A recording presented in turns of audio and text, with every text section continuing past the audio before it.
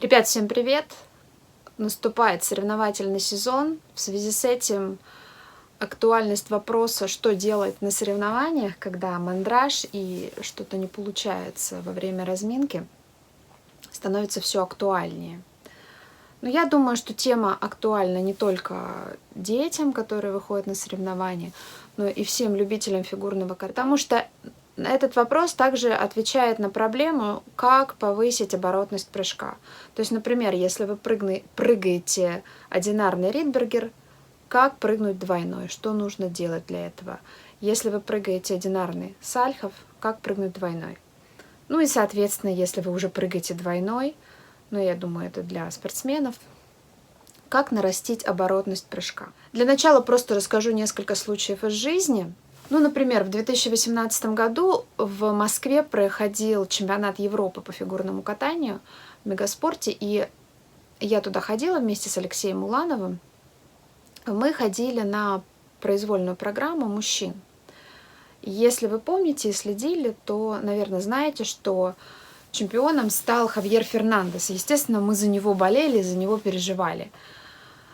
И вот как раз вот этот момент, самый решающий, последняя разминка, когда сильнейшие фигуристы выходят на лед, включая Хавьера, делают свои ключевые элементы. Хавьер заходит на четверной луц, он у него стоял в конце программы и падает. Пробует еще раз, ему опять не удается. Детали я, к сожалению, не помню, но я думаю, что можно найти это. В этот момент его подзывает его тренер Брайан Орсер, что-то ему говорит. После этого... я не сказала самое главное. Когда Хавьер начал падать, рядом сидящий со мной Уланов стал шептать, что давай каскады делай. То есть смысл всего, что я рассказываю, в том, что если у тебя не получается прыжок, надо вернуться наоборот ниже. Да, и нужно сделать каскад тройной луц, тройной ридбергер, или тройной луц, двойной ридбергер. Я думаю, для Хавьера тройной луц, тройной ридбергер. Вот такой. Точно я не помню оборотность. Его подзывает, значит, Брайан, что-то ему говорит. Хавьер возвращается и начинает прыгать каскады. И это к тому, что у всех тренеров, которые тренируют спортсменов такого уровня, у них там есть какая-то четкая система. Они это знают. Вот я сейчас этой системой с вами делюсь. Вот. После этого разминка уходит и начинаются выступления. Хавьер был завершающим номером. Мы сидели, ждали его луц. Понятно, что это самый такой напряженный момент. Если у него не получился на разминке, то, естественно, это вызывает некий мандраж. Ты готовишься к этому прыжку, ты весь напряжен, ты понимаешь, что вот сейчас у меня не получилось, а что будет? Вот. И мы сидели, у нас была дилемма некая. Что делать? Бежать в гардероб за нашими вещами, потому что, понятно, когда закончится соревнование, там будет толкучка. Или все-таки дождаться разрешения. Естественно, мы понимали, что нам нужно дождаться только луц, потому что если он прыгает луц, то он уже чемпион. Вот. И все-таки мы дождались. Хавьер идеально просто сделал свой прыжок. И все, мы побежали по лестнице. Понятно, что уже ждать больше было нечего, все уже решено было. Еще подбегая к двери, Уланов так оглянулся и говорит: посмотри, вот еще раз оглянись просто и посмотри, как катаются чемпионы. Это я к тому, что не всякий медалист, всякое бывает в жизни, всякое бывает за соревновательную жизнь. Всякие фигуристы получают медали, но не всякие являются чемпионами.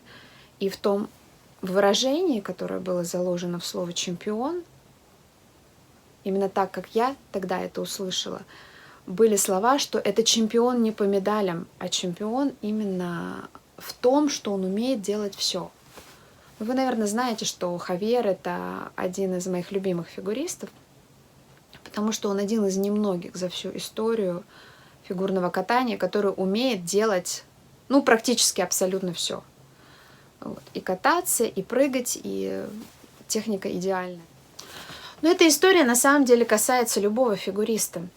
Как я сказала в начале, если вы хотите повысить оборотность прыжков, то нужно просто потихоньку пытаться делать те прыжки, которые вы умеете, но в каскаде.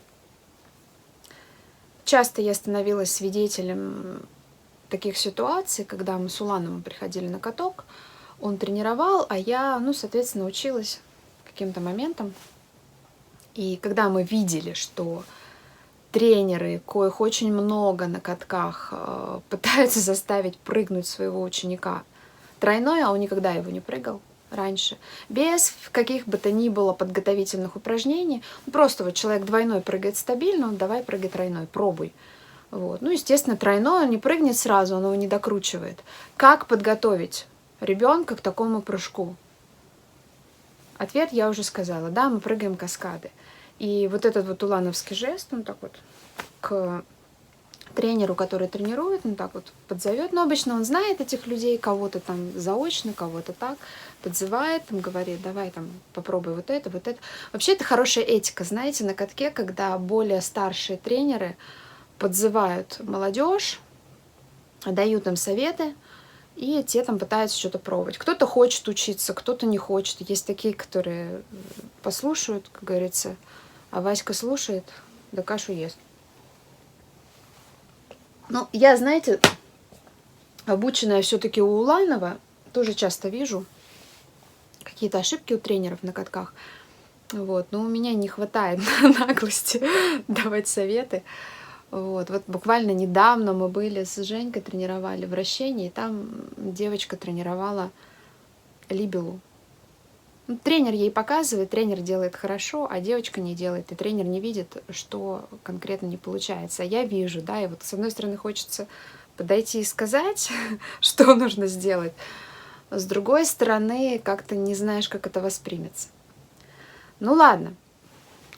Недавно, помните, наверное, Юдзуру Ханю пытался прыгнуть четверной аксель. Ему это так и не удалось, к сожалению. Вот опять же, мы смотрели с Улановым, разбирали технику, и он говорит, ему надо прыгать каскады.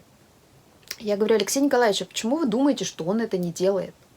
Наверняка там не дураки, все-таки тренеры, и тот же Брайан Орсер его тренером был. Уланов говорит, он этого не делает. Я говорю, почему вы так думаете? Вот ответа я четкого так и не поняла, почему все-таки... единственное, что он сказал, если бы он это делал, он это бы делал на тренировках, на разминках перед прокатами. Он этого не делает. И недокруты там у него были не, не такие значительные, там, наверное, где-то в четверть оборота ему не хватало. Но из-за того, что четверной аксель крутится на еще большей скорости, чем тройной, вот из-за этой скорости спортсмена вышибает. То есть если тройной можно прыгнуть с таким недокрутом и не упасть, то вот четверным уже сложнее. Поэтому четверной надо прыгать точнее. Получается так. То есть чем меньше оборотов у прыжка, тем больше есть возможности не докрутить, приземлиться в тройку, да, и выехать через тройку. Естественно, это может увидеть компьютер на соревнованиях, а может не увидеть. Тут уж как повезет. У Ханю так и не получилось прыгнуть четверной аксель, хотя технически он был полностью готов, а что там другое было, мы не знаем. Возможно, травмы ему мешали, возможно, он недостаточно напрыгивал, недостаточно делал упражнений. Опять же, скорее всего, в связи с травмами. Но появился человек, который все-таки прыгнул этот прыжок, Илья Малинин. Я думаю, что мы о нем поговорим, о его технике, почему ему удается, почему нет. Опять же, на мой взгляд, это мое субъективное мнение. Мы на то и существуем, люди, чтобы выражать свои мнения. Вот. А у вас тоже есть такая возможность. Высказывайтесь в комментариях, мне действительно очень интересно почитать. Кому интересна жизнь фигурного катания, то подписывайтесь на меня в Инстаграме. Вы увидите ссылку на мой Инстаграм в описании. Там я делюсь какой-то повседневной рутиной, некие упражнения, которые мы делаем на тренировках, делюсь своими мыслями по поводу прокатов фигуристов, возможно, какие-то новости, разные новости, в основном московские новости по каткам, что где построили и так далее. В общем, это такая рутинная жизнь. Вот в основном она появляется у меня в Инстаграме. YouTube — это все-таки больше собиратель таких вечно зеленых, актуальных всегда видео. Там информация все-таки больше одномоментная, актуальная для текущего времени. Ну а на этом я с вами прощаюсь. Кому понравилось, ставьте лайк. Не забывайте поддерживать канал. Пишите свое мнение, делитесь, будет очень интересно. И подписывайтесь на меня в Инстаграме. Желаю всем успехов. Пока-пока.